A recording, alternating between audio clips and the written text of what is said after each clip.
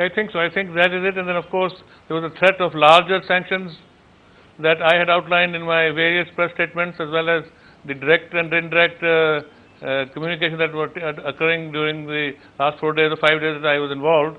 I think that was absolutely inevitable. Had he gone through this marriage, he would have been in very deep trouble.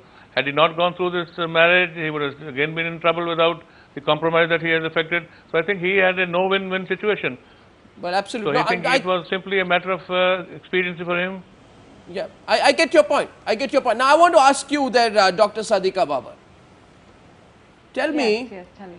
did Ayesha have some incontrovertible, undeniable, damning evidence against Shoaib Malik, which made him realize at the last minute that there's no point trying to keep denying?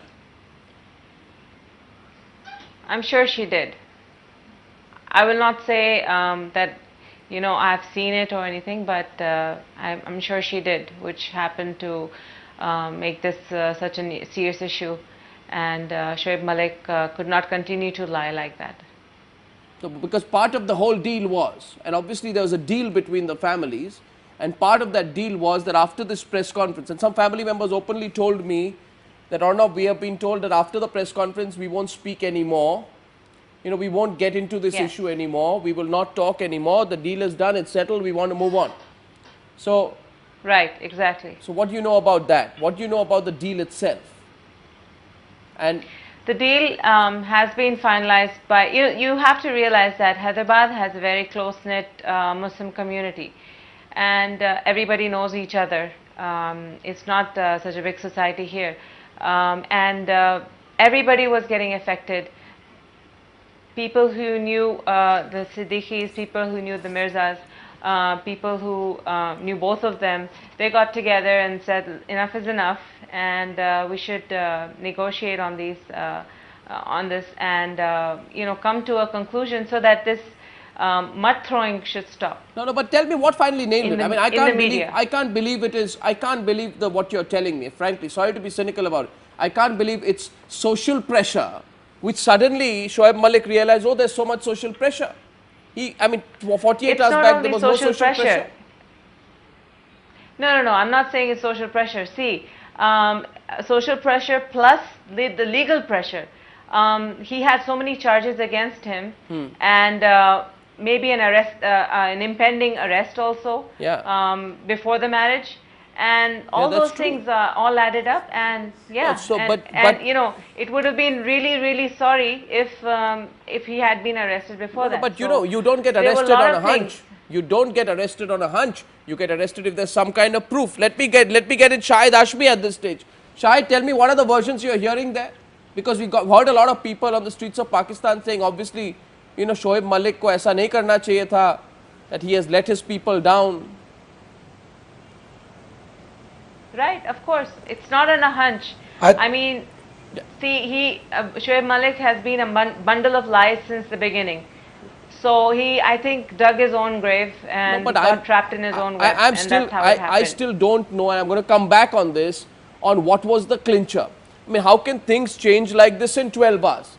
24 hours back, we were in this studio, and Shoaib Malik said, she's defaming me, all of this is a bundle of lies, you know, I'm here to clear my name. And suddenly this morning we hear he signed the divorce papers. I mean, this is absolutely bizarre. Let me just get a view from Shahid Hashmi. Coming back to you, Shobha, immediately after that. Shahid Hashmi, what are you hearing? Yes. Yes. What are you hearing, Shahid, of what was the reason why Shoaib Malik eventually did a U-turn?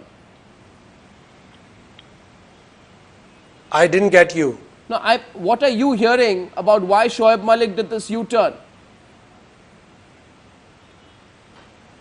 I think what has happened is very sad. Shoaib Malik came to me in 2002 when I was covering a test match in Lahore, and he asked me to print a news in a newspaper in Saudi Arabia, Jeddah, and I did that. It was of his nikah with Aisha Siddiqui. The legality of that nikah was questionable, but he should not have denied it, and finally I think senses prevailed, and a mediation has been confirmed, and now all I think is settled now. But Shoaib Malik and his family should have settled the matter in 2008 when it was first came to the fore, and they should have solved this matter in 2008, not now, because when his marriage was already on the cards with Sania Mirza, he should have settled the matter in 2008. No, no, I find it very interesting. One minute, Shahid's actually saying here that Shoaib Malik came to him in 2002. I mean, more and more, Shoaib Malik wanted to publicize the news of the wedding. He went on to deny it 3 years later. But why did this gentleman keep quiet all this while? Yeah, I mean, he had this information. Shoaib came to him with this information, and why are you choosing to talk about it tonight? Shahid Not Hashmi, earlier? Shobhade is asking you tonight that have you gone and spoken about this earlier? That Shoaib Malik came to you to get news of his marriage to Aisha published, and B, was he talking of his marriage to Aisha? Are you sure? The same Aisha who's made the charges against him. That is the main question. I think it has not been answered as yet, even though Shoaib Malik has given talaq, divorce to Aisha, but we still don't know who Aisha is, who Maha is, and who Rima is. No, Shoaib where's Malik's the family doubt? is always questioned. No, where's that, the doubt? This is not the where's same girl.